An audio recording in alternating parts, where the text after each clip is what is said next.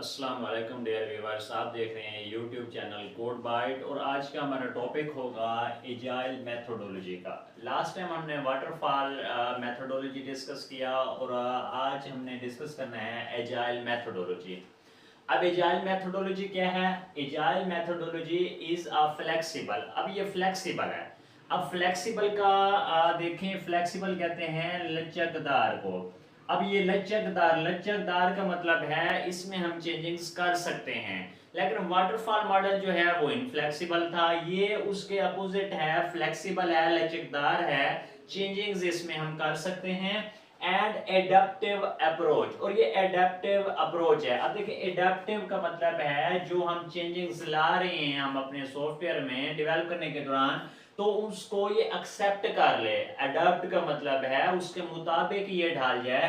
तो ये फ्लेक्सिबल भी है, अडेप्टिव भी है, अप्रोच टेक्निक है ये टू सॉफ्टवेयर डेवलपमेंट, सॉफ्टवेयर को डेवलप करने के लिए। अब देखिए दूसरा पॉइंट इसमें है अनलाइक। अनलाइक कहते हैं बरअक्स को, मुखालिफ को, यानी ये बरअक्स है, उलट है, अपोजिट है वाटरफॉल मॉडल के, जिसका काम क्या था, विच स्ट्रिक्टली फॉलो, जो सख्ती से अमल करता था, सीक्वेंस ऑफ स्टेप्स, यानी स्टेप्स की, मराहिल की एक तरतीब पर वो अमल करता था।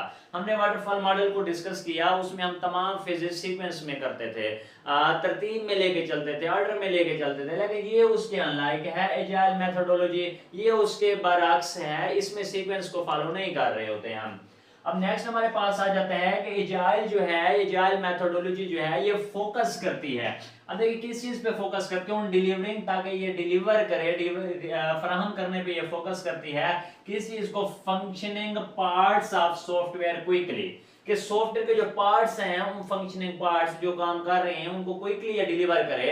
अब देखिए इसमें होता ये है कि हमारे पास जो एक सॉफ्टवेयर है, सपोज हम एक सॉफ्टवेयर डेवलप कर रहे हैं, तो एजाइल मेथोडोलॉजी कहता है तो उसको डिफरेंट पार्ट्स में डिवाइड करते हैं, स्मॉल पार्ट्स के अंदर। अब जिस तरह इस सॉफ्टवेयर को हम चार हिस्सों में डिवाइड कर देते हैं, तो ये डिफरेंट पार्ट्स हो गए। तो ये फोकस इसका होता है कि ये फंक्शनल पार्ट्स सॉफ्टवेयर के क्विकली डिलीवर करे, यानी इसको दो लोग काम इस पे कर रहे हैं, इस पे दो डेवलपर हैं, इस पे दो डेवलपर हैं, ये मिलके काम इस पे कर रहे हैं और साथ ये डिलीवर करते जा रहे हैं। एक तो ये क्विकली डिलीवर करेगी, दूसरा अडॉप्ट करती जाएगी चेंज, चेंज भी कोई अगर आ रही है डेवलप के दौरान तो उनको भी इसने अडॉप्ट करना है, उसके मुताबिक ये इसने डाल जाना है, उसको फुलफिल करना है। इसके अलावा मेन आइडिया क्या है? Main idea is to work in cycles called iterations या स्प्रिंट्स। आइटरेशंस कहते हैं तकरार को, किसी चीज को मखसूस टाइम तक करना या बार बार रिपीट करना कह सकते हैं। और जो स्प्रिंट्स है ये भी एक तेज तरीन अमल को हम कह सकते हैं कि बहुत तेजी के साथ काम करना। अब यहाँ पे जो लिया गया है साइकिल्स या आइटरेशन, जिस तरह ये एक आइटरेशन है, ये दूसरी आइटरेशन है, इस सॉफ्टवेयर को मैंने चार हिस्सों में डिवाइड किया है, मतलब ये चार आइटरेशंस में डिवाइड किया गया है, चार स्प्रिंट्स में डिवाइड किया गया है। तो इसका भी मेन आइडिया यही होता है कि डिफरेंट आइटरेशंस में काम को डिवाइड करना, जिससे क्या हेल्प हो जाती है टीम की deliver parts of software quickly. अब देखिए इससे टीम जो भी काम कर रही होती है उनकी मदद हो जाती है कि वो क्विकली तेजी से सॉफ्टवेयर के पार्ट्स डिलीवर कर सकते हैं। जैसे इस पे दो लोग काम कर रहे हैं, इस पार्ट पे दो लोग, इस पार्ट पे दो लोग, इस पार्ट पे, तो वो क्या करेंगे, वो क्विकली उसको डेवलप कर लेंगे, बजाय इसके कि एक ही कंप्लीट प्रोजेक्ट पे दो चार लोग बैठ के काम कर रहे हैं, एक ही पीस को उठाया हुआ है, तो इसमें डिफरेंट पीसेस सेपरेट सेपरेट हो जाएंगे, हर एक अपने जो है उस पे काम कर रहा होगा, क्विकली डिलीवर करेगा। अब इसके अलावा एजाइल मेथोडोलॉजी कुछ चीजों पर मुश्तमिल होती है। इट इंक्लूड, पहला आ जाता है कंटीन्यूअस इंटीग्रेशन।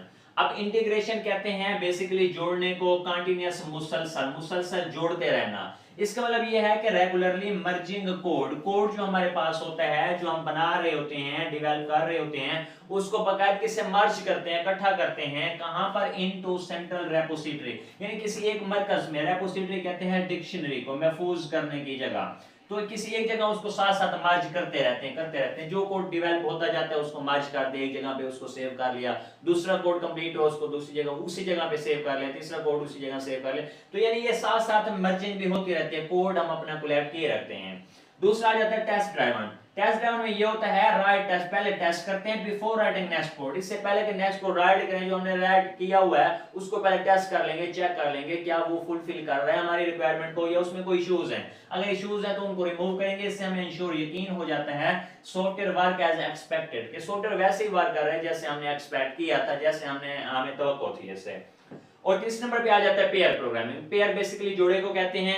इसमें two developer work together on one work station. दो जो डेवलपर होंगे वो मिलकर किसी एक पीस पे काम कर रहे होंगे। उसमें होगा क्या, एक जो डेवलपर होगा ना वो डिजाइन पे काम करेगा, यानी डिजाइन कर रहा होगा, यानी कोडिंग कर रहा होगा, इन चीजों पे फोकस कर रहा होगा। दूसरा जो होगा वो रिव्यू कर रहा होगा। रिव्यू का मतलब जायजा ले रहा होगा कि जो कोडिंग कर रहा है उसमें कोई इश्यूज या प्रॉब्लम्स तो नहीं है।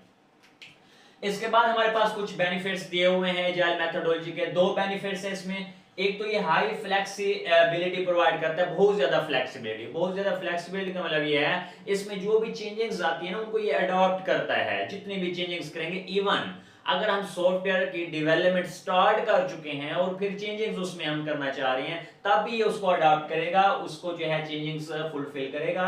इस वजह से ये बहुत ज्यादा फ्लेक्सिबल होता है।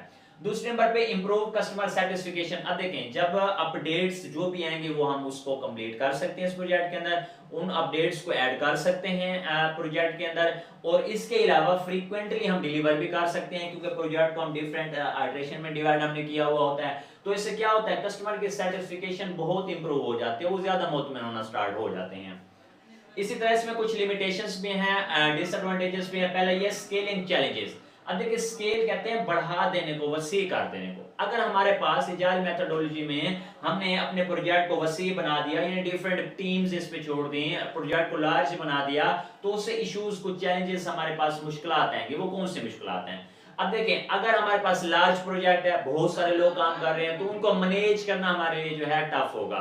मैनेज करना उनको टफ होगा। उनके लिए जो है हमें केयरफुल कोऑर्डिनेशन की जरूरत होगी, केयरफुल कम्युनिकेशन की जरूरत होगी, ताकि कंप्लीट जो हमारा प्रोजेक्ट है वो अच्छे से फुलफिल हो सके, या उसको जो है हम अपनी एक्सपेक्टेशन के मुताबिक कंप्लीट कर सकें। दूसरे नंबर पे आ जाता है stakeholder involvement. Stakeholder का मतलब देखें, वो लोग एक ऑर्गेनाइजेशन में, अगर हम बना रहे हैं सॉफ्टवेयर, डेवलप कर रहे हैं ऑर्गेनाइजेशन के लिए, तो वो ऑर्गेनाइजेशन में मौजूद जो भी लोग हैं, उसमें कस्टमर्स मौजूद हैं, या उसमें एम्प्लॉयज वगैरह मौजूद हैं, या ऑनर है, जो भी लोग उससे रिलेटेड है, सप्लायर हैं उस सॉफ्टवेयर से रिलेटेड, उनको हम स्टेक होल्डर कहते हैं। स्टेक होल्डर इन्वॉल्वमेंट, ये भी प्रॉब्लम होता है। अब देखिए, एजाइल जो है ये अलाउ करती है, ये इसके लिए हमें जरूरत होती है कि जो जितने भी स्टेक होल्डर है ना, वो एक्टिव पार्टिसिपेट कर रहे हो। एक्टिवली का मतलब ये है वो मुकम्मल उसमें इंगेज हो। हाँ, अगर ऐसा है कि कुछ स्टेक होल्डर ऐसे हैं जो एक्टिव नहीं है, अनअवेलेबल हैं, या फुली इंगेज नहीं है, तो ये हमारे लिए लिमिटेशन है, ये हमारे लिए प्रॉब्लम है, क्योंकि वो सॉफ्टवेयर हम कंप्लीट ही नहीं कर सकेंगे। सपोज यहाँ पे मैंने दो, एक जो है डेवलपर हैं, यहाँ पे दो डेवलपर हैं, यहाँ पे दो, यहाँ पे दो हैं।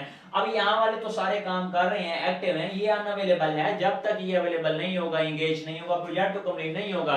क्योंकि प्रोजेक्ट तो तब भी कंप्लीट होगा जब ऑल टू ऑल जो है ना स्टेक होल्डर्स मिलकर, ऑल टू ऑल डेवलपर मिलकर उस पे काम जो है करेंगे।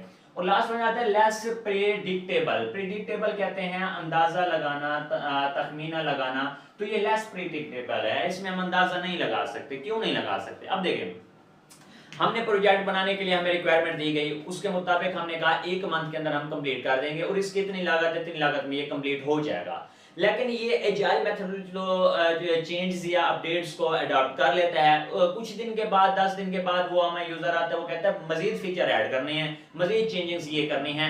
अब देखिए, जब चेंजेस और लेके आएंगे तो उसके लिए टाइम ज्यादा लगेगा, उसके लिए कास्ट ज्यादा लगेगी, तो हमारा प्रेडिक्ट जो हमने तखमीना लगाया हुआ था वो तो रॉन्ग साबित हुआ। इसी तरह हो सकता है उससे कुछ दिन बाद नई अपडेट्स आ जाएं, तो इसका अंदाजा हम नहीं लगा सकते क्या कास्ट होगी इसकी, क्या प्रोजेक्ट का स्कोप होगा, क्या इसके लिए टाइमलाइन होगी। तो ये डिफिकल्ट टू प्रेडिक्ट है। और लास्ट वन, इसमें डायग्राम कुछ बनाई हुई है मैंने, फिगर बनाया हुआ है, ये आप एडजस्ट कर सकते हैं यहाँ पे इस टॉपिक में। बेनिफिट से पहले एडजस्ट कर लें डायग्राम को। इसमें देखें, पहले रिक्वायरमेंट है, रिक्वायरमेंट के बाद डिजाइन, डिजाइन के बाद कोडिंग, कोडिंग के बाद हम टेस्टिंग पे, टेस्टिंग, डिप्लॉयमेंट, मेंटेनेंस की जस्ट रिव्यू हमने सेट किया, रिव्यू कर लेंगे उसको। ऑल एक चीज ओके है तो हम सॉफ्टवेयर को रिलीज कर देंगे, सॉफ्टवेयर को यूजर के लिए इंस्टॉल कर देंगे। और इनमें देखें, किसी भी फेज पे आप जाना चाहें जा सकते हैं। रिक्वायरमेंट से डिजाइन, डिजाइन से कोडिंग पे गए। अगर मजीद इसमें डिजाइन में आपको लगा कि हमने चेंजिंग्स करनी है तो वापस इस पे मूव कर सकते हैं। Thank you dear viewers.